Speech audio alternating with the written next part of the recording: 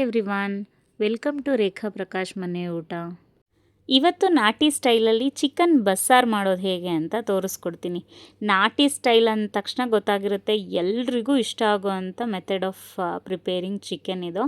So ತುಂಬ ಅಂದರೆ ತುಂಬ ಚೆನ್ನಾಗಿರುತ್ತೆ. ಬನ್ನಿ ಹಾಗಿದ್ರೆ ಮಾಡೋದು ಹೇಗೆ ಅಂತ ನೋಡೋಣ.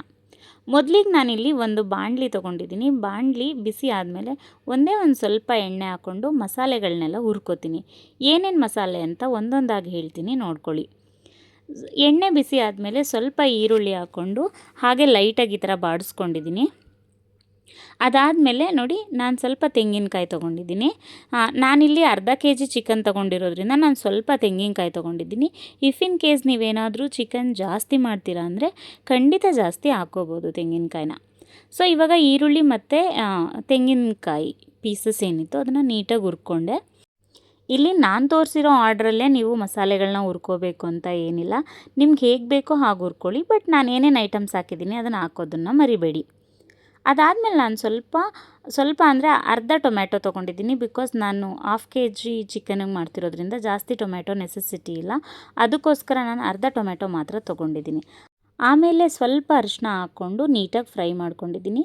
ಅದಾದಮೇಲೆ ಏನೇನು ಮಸಾಲೆ ಹಾಕ್ತಾಯಿದ್ದೀನಿ ಅಂತ ಹೇಳ್ತೀನಿ ನೋಡಿ. ಸ್ವಲ್ಪ ಚಕ್ಕೆ, ಲವಂಗ, ಸ್ವಲ್ಪ ಮೆಣಸು, ಸ್ವಲ್ಪ ಹುರ್ಗಡ್ಲೆ, ಜೊತೆಗೆ ಸ್ವಲ್ಪ ಗಸಗಸೆನ ಹಾಕ್ಕೋಬೇಕು.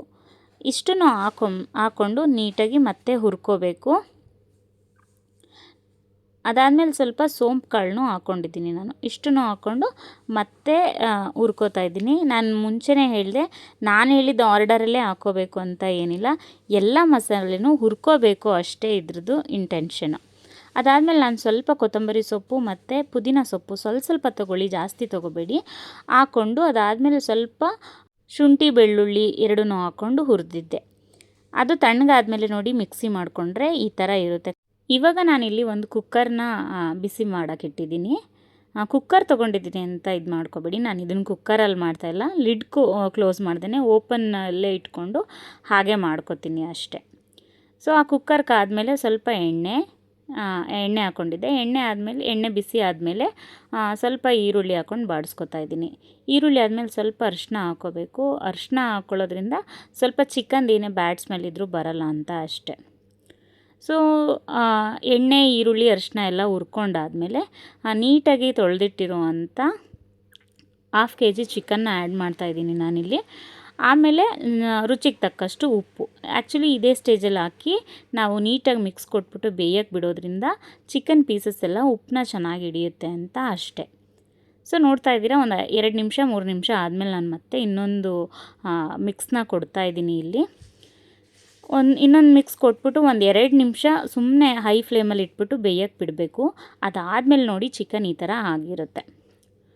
ಸೊ ಚಿಕನ್ ಎಲ್ಲ ನೀಟಾಗಿ ಎಣ್ಣೆ ಬಿಟ್ಟಾದಮೇಲೆ ನಾನು ಸಾಂಬಾರು ಪುಡಿನ ಆ್ಯಡ್ ಮಾಡ್ಕೋತಾ ಇದ್ದೀನಿ ಇಲ್ಲಿ. 1/2 kg ಚಿಕನ್ಗೆ 1.5 ಸ್ಪೂನಷ್ಟು ನಾನ್ ವೆಜ್ ಮಸಾಲ ಪುಡಿ ಏನಿತ್ತು, ಖಾರದ ಪುಡಿ, ನಾನ್ ವೆಜ್ ಸಾಂಬಾರು ಪುಡಿ, ಅದನ್ನು ಆ್ಯಡ್ ಮಾಡ್ಕೋತಾ ಇದ್ದೀನಿ. ಅದನ್ನು ನೀಟಾಗಿ ಮಿಕ್ಸ್ ಕೊಡಬೇಕು. ಫಸ್ಟ್ಗೆ ತೋರಿಸ್ತಾ ಇದ್ದೀನಲ್ಲ ಹಾಗೆ ನೀಟಾಗಿ ಮಿಕ್ಸ್ ಕೊಡಿ. ನಾವು ಇಲ್ಲಿವರೆಗೂ ಯಾವುದೇ ನೀರು ಅಥವಾ ಮಸಾಲೆ ಏನೂ ಹಾಕಿರಲ್ಲ ಇಲ್ಲಿ. ಈ ಸ್ಟೇಜಲ್ಲೇ ನಾವೆಲ್ಲನೂ 1 by 1 ಆ್ಯಡ್ ಮಾಡ್ಕೊತ ನೀರನ್ನ ಹಾಕ್ಕೋಬೇಕು. ಸೊ ಅದಾದಮೇಲೆ ರುಬ್ಬಿರುವಂಥ ಮಸಾಲೆಯಲ್ಲಿ ಸ್ವಲ್ಪ ನಾನು ಎತ್ತಿಟ್ಕೊಂಡಿದ್ದೀನಿ ಸಪ್ರೇಟಾಗಿ, ಯಾಕಂದರೆ ಇದು ಚಿಕನ್ ಬಸ್ಸಾರಾಗಿರೋದ್ರಿಂದ ಚಿಕನ್ ಪೀಸಸ್ನ ಮತ್ತೆ ಹುರಿಯೋಕ್ಕೆ ಬೇಕು. ಅದಕ್ಕೂ ಸ್ವಲ್ಪ ಎತ್ತಿಟ್ಕೊಂಡು ಇನ್ನು ಮಿಕ್ಕಿದ ಮಸಾಲೆನ ಇದಕ್ಕೆ ಹಾಕ್ಕೊಂಡಿದ್ದೀನಿ.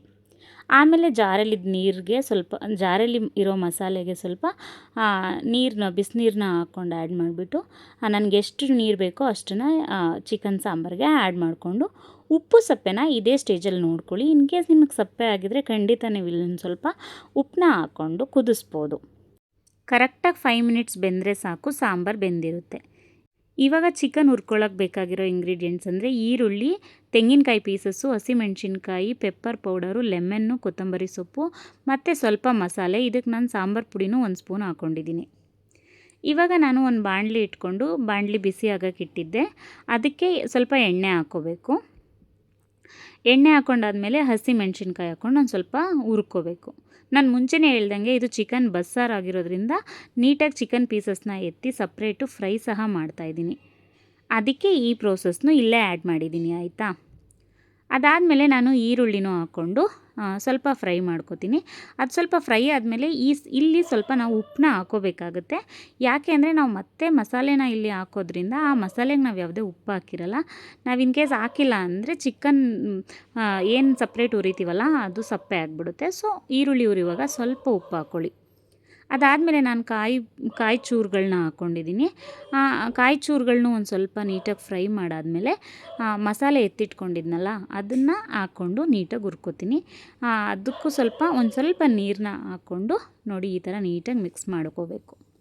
ಮತ್ತು ಈ ಥರ ಚಿಕನ್ ಬಸ್ಸಾರಿಗೆ ಕಾಯಿ ಚೂರುಗಳನ್ನ ಆ್ಯಡ್ ಮಾಡಿಕೊಂಡು ಸಪ್ರೇಟ್ ಫ್ರೈ ಮಾಡ್ಕೊಳ್ಳೋದ್ರಿಂದ ಎಷ್ಟು ಚೆನ್ನಾಗಿರುತ್ತೆ ಗೊತ್ತಾ ಟೇಸ್ಟು. ಯಾರಾದರೂ ಮಾಡ್ತಿಲ್ಲ ಅಂದರೆ ಆ ಸ್ಟೆಪ್ನ ಇನ್ಕ್ಲೂಡ್ ಮಾಡ್ಕೊಳ್ಳಿ ನೀವು ಮಾಡಬೇಕಾದ್ರೆ.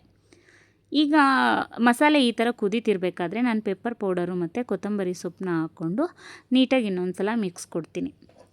ಇದಾದಮೇಲೆ ನಾವು ಚಿಕನ್ನ ಹಾಕ್ಕೋಬೇಕಾಗುತ್ತೆ ಇದಕ್ಕೆ. ಈವನ್ ನೀವು ಮಸಾಲೆ ಇಲ್ಲೂ ಸಹ ಚೆನ್ನಾಗಿ ಬೇಯಿಸ್ಕೊಂಡಾದ್ಮೇಲೆ ಪೆಪ್ಪರ್ ಪೌಡ್ರು ಮತ್ತು ಕೊರಿಯಾಂಡರ್ ಲೀವ್ಸ್ನ ಹಾಕ್ಕೊಳ್ಳಿ. ಸೊ ಪಕ್ಕದೊಲೆಯಲ್ಲಿ ನಾನು ಸಾಂಬಾರನ್ನ ಕುದಿಯೋಕೆ ಇಟ್ಟಿದ್ದೆ, ಅದರಿಂದ ನಾನು ಈ ಥರ ಶಿಫ್ಟ್ ಮಾಡ್ಕೋತಾ ಇದ್ದೀನಿ ಚಿಕನ್ನ. ಇವಾಗ ಇದನ್ನು ನೀಟಾಗಿ ಮಿಕ್ಸ್ ಮಾಡೋಣ. ನೋಡಿ ಮಿಕ್ಸ್ ಮಾಡಾದಮೇಲೆ ಈ ಥರ ಕಾಣ್ತಿದೆ. ಇವಾಗ ನಾವೇನು ಮಾಡಬೇಕು ಅಂದರೆ ಸ್ಟವ್ನ ಕಂಪ್ಲೀಟ್ ಸ್ಲೋ ಫ್ಲೇಮಲ್ಲಿ ಇಟ್ಬಿಟ್ಟು ಈ ಥರ ಲಿಡ್ ಕ್ಲೋಸ್ ಮಾಡಿಬಿಟ್ಟು ಜಸ್ಟ್ 2 ಮಿನಿಟ್ಸ್ ಏನು ಟಚ್ ಮಾಡಬೇಡಿ, ಹಾಗೆ ಬಿಟ್ಬಿಡಿ. ಅದಾದಮೇಲೆ ನೋಡಿ ಇಷ್ಟು ನೀಟಾಗಿ ಎಣ್ಣೆ ಬಿಟ್ಕೊಂಡಿರುತ್ತೆ ಚಿಕನ್ ಪೀಸಸ್ಸು, ಆ ಮಸಾಲೆ ಎಲ್ಲ. ಈವನ್ ಚಿಕನ್ ಪೀಸಸ್ ಚೆನ್ನಾಗಿ ಮಸಾಲೆನೂ ಹಿಡ್ದಿರುತ್ತೆ. ಆಮೇಲೆ ಈ ಥರ ಪ್ರಾಪರಾಗಿ ಒಂದು ಮಿಕ್ಸ್ ಕೊಟ್ಬಿಟ್ಟು ಸ್ಟವ್ ಆಫ್ ಮಾಡ್ಕೊಳ್ಳಿ. ಸ್ಟವ್ನ ಆಫ್ ಮಾಡ್ಕೊಂಡಾದಮೇಲೆ ಸ್ವಲ್ಪ ನಿಂಬೆಹಣ್ಣಿನ ರಸನ ಹಾಕ್ಕೋಬೇಕು. ನಿಂಬೆಹಣ್ಣಿನ ರಸ ಯಾವಾಗಲೂ ಸ್ಟವ್ ಆಫ್ ಮಾಡಾದ್ಮೇಲೆ ಆ್ಯಡ್ ಮಾಡ್ತೀನಿ ನಾನು. ಇದನ್ನು ನೀಟಾಗಿ ಆ್ಯಡ್ ಮಾಡಿಬಿಟ್ಟು ಒಂದು ನೀಟಾಗಿ ಮಿಕ್ಸ್ ಕೊಡಿ ಅಷ್ಟೇ. ಈ ಲೆಮನ್ ಜ್ಯೂಸನ್ನ ಹಾಕ್ಬಿಟ್ಟು ನಾವು ಮಿಕ್ಸ್ ಕೊಟ್ಟರೆ ಈ ಚಿಕನ್ ಫ್ರೈ ಸಪ್ರೇಟಾಗಿ ಎತ್ತಿ ಏನು ಹುರಿದ್ವಿ ಅದನ್ನು ರೆಡಿಯಾಗೋಗುತ್ತೆ. ನೋಡಿ ಎಷ್ಟು ಚೆನ್ನಾಗಿ ಕಾಣ್ತಿದೆ ಅಂತ. ಬನ್ನಿ ಹಾಗಿದ್ದರೆ ಇದನ್ನು ನಾನು ಮುದ್ದೆ ಜೊತೆ ಹೇಗೆ ಸರ್ವ್ ಮಾಡಿದೆ ಅಂತ ತೋರಿಸ್ತೀನಿ. ಮುದ್ದೆ, ಚಿಕನ್ ಬಸ್ಸಾರು, ಒಂದು ಬಾಯ್ಲ್ಡ್ ಎಗ್ಗು, ಎಷ್ಟು ಚೆನ್ನಾಗಿದೆ ಅಲ್ವಾ? ಯಾರೆಲ್ಲ ಈ ವಿಡಿಯೋನ ಸಬ್ಸ್ಕ್ರೈಬ್ ಮಾಡ್ದಲೇ ನೋಡ್ತಾ ಇದ್ದೀರೋ ಪ್ಲೀಸ್ ಒಂದು ಸಬ್ಸ್ಕ್ರೈಬ್ ಮಾಡ್ಕೊಂಡು ನೋಡಿ. ಹಾಗೆ ಈ ವಿಡಿಯೋ ನಿಮ್ಗೆ ಇಷ್ಟ ಆಗಿದರೆ ಲೈಕ್ ಮಾಡಿ, ಶೇರ್ ಮಾಡಿ, ಕಾಮೆಂಟ್ ಮಾಡಿ. ರೆಸಿಪಿನ ನೀವು ಒಂದು ಸಲ ಟ್ರೈ ಮಾಡಿ, ಖಂಡಿತ ನಿಮಗೂ ಇಷ್ಟ ಆಗುತ್ತೆ. Thank you so much.